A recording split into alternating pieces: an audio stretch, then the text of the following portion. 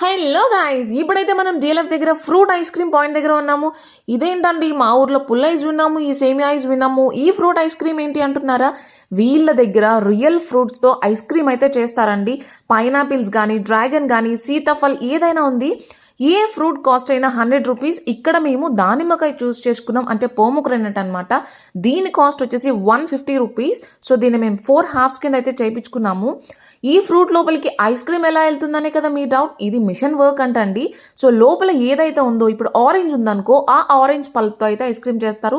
ఇది పోమోగ్రనేట్ కాబట్టి దాంట్లో ఉన్న సీడ్స్తో అయితే యూస్ చేసి వాళ్ళు ఐస్ క్రీమ్ అయితే చేశారు.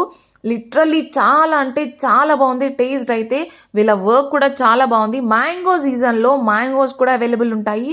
ఆఖరికి పనసకాయతో కూడా ఐస్ క్రీమ్ చేస్తున్నారండి. ఎంత బాగుందంటే లిటరల్లీ టేస్ట్ వచ్చి ఆసమ్. ఈ షార్ట్ నచ్చితే లైక్ చేసేయండి. Thank you so much for